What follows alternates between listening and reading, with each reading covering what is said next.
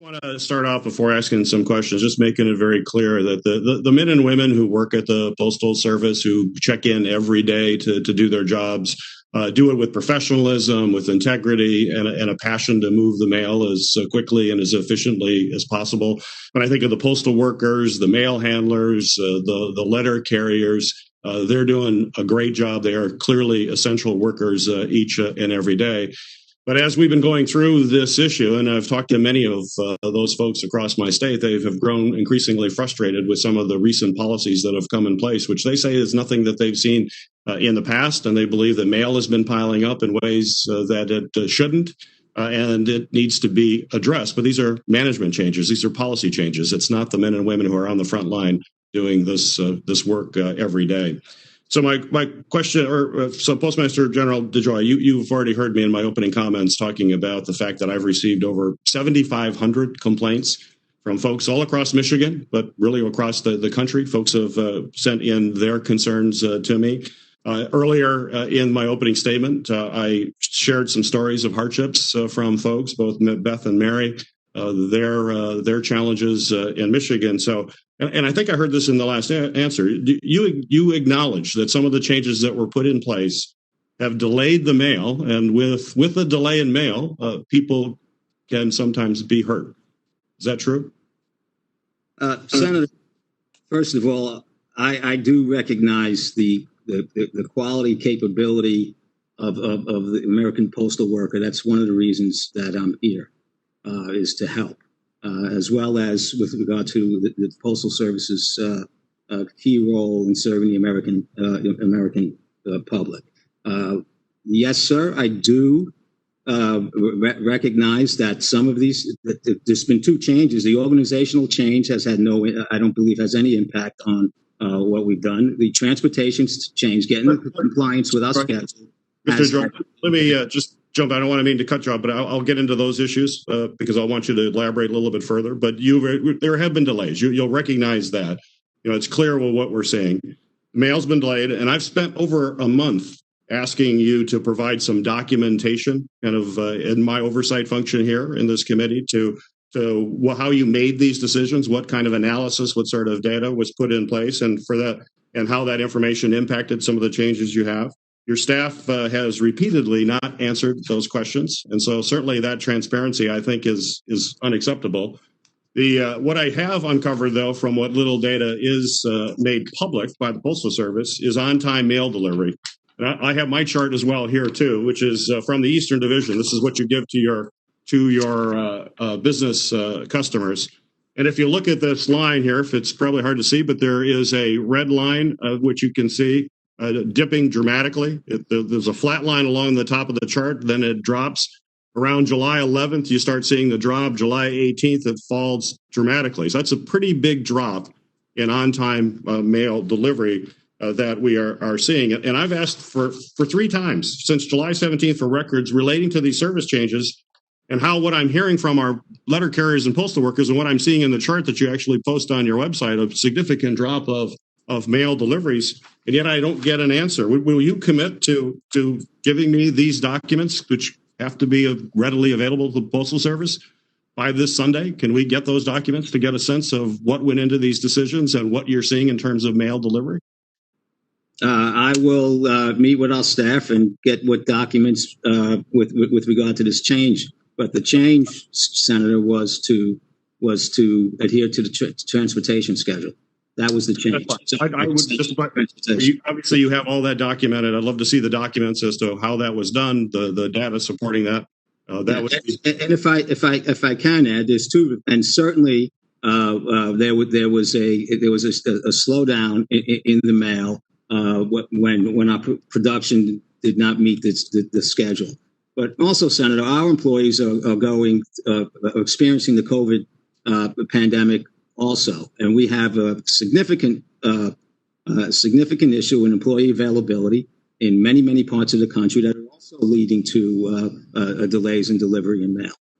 Let me turn to your recent announcement that you made this week that you are suspending some of the changes that you had made over the last month. I believe the statement's fairly vague and it raises some additional questions. So I want to just be clear. These would be yes or no, just so we know exactly what was intended by that. Are you suspending your policy eliminating extra trips? Yes or no? No, I did. First of all, the policy was not to eliminate extra trips; it was to mitigate extra trips. Okay, so no to that. We're being told that you're limiting overtime, and this could possibly add to backlogs. Are you limiting overtime, or is that being suspended right now, and people will work overtime if necessary to move the mail out efficiently every single day? Senator, we never eliminated overtime. That's it's been curtailed significantly, is what I understand. It has not been curtailed by me or the leadership team here.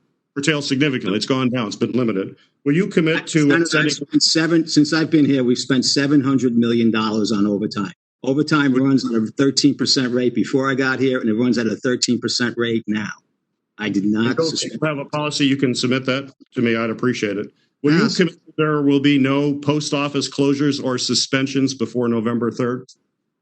I confirm post office closures was not a directive I gave. I gave. That was around before I got here. There's a process to that. When I found out about it, and it had the reaction that we did, I've suspended that until after the election.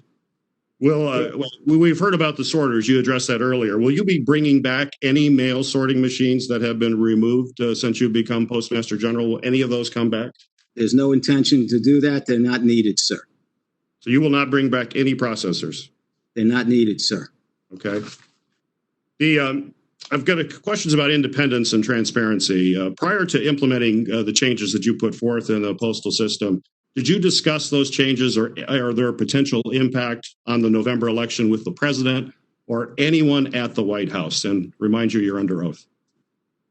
I have never spoken to the president about the Postal Service other than to congratulate me when I accepted the position. Did you speak or discuss any of these changes with Secretary Mnuchin? During the discussion and negotiating the note, I told him I'm working on a plan, but I never discussed the changes that I made. I just said I'm working on a plan to improve service and gain cost efficiencies. But no grave detail other than that. That was about it. Prior to implementing the changes, did you discuss these changes or their impact on the election with any Trump campaign officials? No, sir. These changes and our total analysis here and going forward, and remember, I'm one new person in the organization with the whole structure around me, an operating structure, an executive team around me that are involved in these decisions. Okay, and moving forward, trying to have any negative impact on the election is an outrageous claim. Just one final one. Mr. Chairman, did you ever discuss any of this with Mark Meadows? Any of these changes? No. What you've done? You've never had discussion since you haven't discussed anything with Mark Meadows. I haven't spoken to Mark Meadows up until maybe last week was the first time I spoke to him in a while. So finally, you will give us your word today under oath that you have not taken any action whatsoever in your capacity as Postmaster General for any political reason or at the suggestion of any administration officials. Sir, I will tell you my first election mail meeting, what I instructed the organization, the whole team around us and out in the field, whatever efforts we will have, double them. I was greatly concerned about all the political noise that we were hearing, and I've had weekly reviews on this since before this all the excitement came out. We are very committed. The board's committed. The postal workers committed. The union leadership is committed to having a successful election, and the insinuation is, quite frankly, outrageous. Just one final thing, Mr. Chairman, as we get into the election now, there has been concern that I'm hearing from state and local governments about first-class mail. Do you have your word that you're not going to mandate that states send out any ballots using either the more expensive first-class mail? And will you continue the processes and procedures to allow election mail to move as expeditiously as possible and treat it like first class? Yes, sir. We will deploy processes and procedures that advance any election mail in some cases ahead of first-class mail. Okay, they won't charge local governments for the first-class mail. They can continue the process that they've done in the past. I don't get to charge anybody, but no, we're not going to change any. We're not going to change any rates. Right. Thank you for the time. Thank you for the indulgence, Mr. Chairman, for the extra time. Appreciate it.